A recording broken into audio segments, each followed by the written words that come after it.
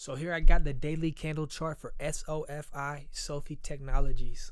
I got the entire trading history of the stock. Started trading early December 2020 around $10.50. It actually spiked all the way to $28, came down, found a base around $15 where it proceeded to bounce above $24 twice. The last spike being mid-November 2021 where it hit $24.70. So from $24.70 it proceeded to get massacred down to $7.73 where it finally reversed and came back recently up to nearly $10. So let's talk about this play, some of the fundamentals and the overview and the charts of it. So the first thing I like to do is go back and I like to look at the 10Qs. Last field 3 or 4 10Ks and 10Qs to look at the dilution in the share count. So as of July 27th, there was 795 million shares. So that's this vertical line here on the screen. So over here in the $15-16 range, there was 795 million shares. So as we move to the next 10K or 10Q, as of November 4th, there was 807 million shares. So from here, there was 795 to November 4th, there was 807. So even with the 11 million shares of dilution from here to here, we still appreciated from $15 to $23 a share price. It didn't manage to stop the share price from going up. But that's 11 million shares on a 795 million share stock. It's not even 2%. So what gets more interesting is when we look at the latest 10K, which is as of February 15th, 2020, there's 828.5 million shares. So that's more. There's 21 million shares of dilution from this point to February 15th when we're $12 a share here. So for a visual, 795, 807, 828.5 million shares. What I'm curious is how many shares got diluted in this next 10Q they're going to file, because look, that was at $12. Now here we hit $7. I think a lot of dilution has taken place. And we'll go briefly over where that dilution is coming from. They have a 42B filed. They've recently updated it, but it's regarding their merger they did. And it's a lot of shares. You can see 502 million shares, 300.2 million shares, 12.17 million warrants. So I'm going to put the link in the info of this video so we don't have to go over this too long to keep it brief. But there's dilution, and there's also a lot of dilution coming from the employee compensation plans they have on this particular stock, which I've seen videos on YouTube you guys could look for. They're pretty in-depth and long about that. So they have a lot of, the CEO and the employees are getting paid a lot of shares. So let's go over the immediate resistance points. I got them on the 150 day, or actually the 100 day. So the nearest resistance point is going to be 1050. Right here, 1050. I'm going to remove them as I go over them. 1050. Above 1050 is going to be 12. Right here, $12. Above 12, it's clean $13. Above 13, $14.50. Easily the previous support here, resistance here. Above $14.50 is $15.50. Resistance all throughout these candles. Above $15.50, it's perfectly $16.50. The top of both of these wicks, top of both of these candles. Above $16.50, I have $17.75, which is the bottom of this wick and this candle and this wick, top of this wick. 17.75.18, all that little range will be heavy. And then 19.45 is my next, or no, 19.50. 19.50 is my next resistance level. Above 19.50, 21.25. 21, 25, 21, around that little range will get heavy again from being a top of this candle, the top of this candle, and the top of both of these wicks. Above 21.25, I'm going $23. And above 23 is going to be 25. And I also have these put on the 200 for another visual, or the 2-year. So you can see the $12 one. See the 1050s right here. You can see it's the bottom of this, of the very beginning spike. It acted as support when it first started. The bottom of this wick and the bottom of this candle right here. That's 1050, 12, 13, 1450, 1550,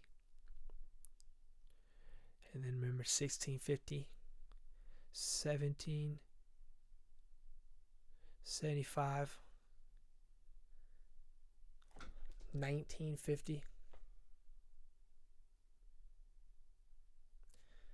You can see it's the top of this as well as the bottom of this. 21.25, top of this, and some bottom of some of this action, as well as this candle, nearly the top of this one, and then $23. Just clearly the top of some of these candles, as well as these candles, and this one. And then 25 shows better on this chart.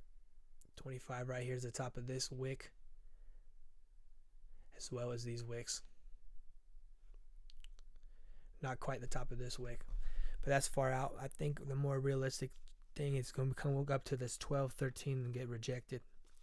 Maybe go all the way up to 1550, but I don't see it going past 1550 in a long time, because it's going to be fighting the market, I believe, as well as the dilution from the merger and the employees. On another note, let's look at some of the support levels, which I have on the 5-minute. I got the uptrend. So if we go back to the overall uptrend, it's going to take it back down to around 930, 940, which is going to be realistic. But it was interesting, along this uptrend, it was setting higher highs, as could be seen on this line, which it honored for a little bit right here and got rejected almost here. So if it could go back and it stays in this wedge, this rising wedge, I'd say it could go all the way back up to, that 1050 would make sense. Bounce off the 930, go to the back, break the 10, and then get rejected at the 1050. Try to form support at 10. Head back to the 12, 13, possibly in a green market. As interest rates go up, I don't see that much money going from the stock market and from equities into banks, and I don't think the interest rates can compete, but that's going to be the narrative. Some banks will go up, and hopefully this will follow the trend, because it has seen a lot of high prices compared to the current one. But let's look at the final driving points. I want to go over some of the option chains. So the most open interest stocks for March 25th, the most recent Friday, it's going to be $10 calls with 10.7 thousand open interest. Then 9.50 calls, 9,000. And let's compare them to the puts. The puts got 6.2 thousand, 750 puts, and 5.9 thousand $9 puts. So in the eyes of a market maker, I think they're going to try to land this in between the soft spot that leaves them the least in the money. So I'm thinking they're not going to leave this over $10 or $9.50 on Friday. I think it will be right under $9.50, but definitely above the $9 puts. So pretty much the top 4 puts will expire worthless, and the top 2 calls will expire worthless as well. And one last driving point is, let's look at the insider buys, which were interesting. Let's go back to the 5-minute. Oh yeah, and the supports. Supports aren't very interesting because you can see how much this is just algo driven, the price action, that when they flushed it to the 773. Look at the 775. We can see where it held it. We go up to exactly 8. The bottom of this wick, the top of this candle, the top of this candle, 825 exactly. See the top of this candle, the top of this candle, nearly the bottom of this candle.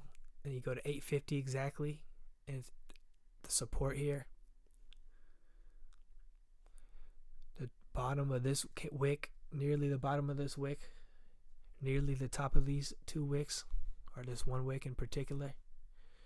And then you go to 875. So what I'm trying to say is every 25%, every 25-cent increment is a perfect like support resistance level. It's so algo driven. So there's really no support. So I'd say it's the 9. I don't usually like to put them that close, but $9, 875, 850, 825, all the regular psychological support levels were clearly the levels of resistance and support along the way up and down. So that's what I'd use back under 9. But what I was going to say is, let's look at this 10-day chart. So you can see they flushed it, came right back up, but with the help of the market. But let's see where the CEO Anthony Noto managed to buy. So on March 14th, he bought 19,000 shares at $7.85. Let's mark that. It's right here. And then at $8 or $77.99 the same day, the insider bought 5,000 shares at $7.99. They also bought shares at $8.20, at $8.62, and $8.40, and $8.01. $8.01, $8.40, and $8.65. So he's buying it on the way up as well. So that's a sign of confidence. And I want to go over this alert I sent. So on that day, 3/14th, at 7:47 a.m. Pacific time, which would be 10:47 a.m. Eastern time, I sent out this alert, which is ironic because look, he bought $7.85, 19,000 shares at the very bottom of my alert that same day. So I was proud of that one. That was the chart at the time, and then look at it now. So this has been a nice bottom recently. I watched calls for the expired for the 18th go from $9 calls that expired March 18th go from 6 cents to expiring at over 90 cents a share. So over 1,100% increase. Some wild swings in the market, driven overall by the SPY. So that's what propelled it as well, as the increase of interest rates and the banks moving up. So let's see if we can hit that $12, $13 range in the next coming weeks, or if we're heading back down to the $8,775 low, all-time low test. Discord and real-time SMS alerts that detail the particular ticker, a clear buying range, defined risk, and 2 price targets with a good risk to reward ratio, and a brief explanation of what type of play it is. On the Discord, I'll be going over real time, play by play, the situation as it changes. As we all know, trading is dynamic.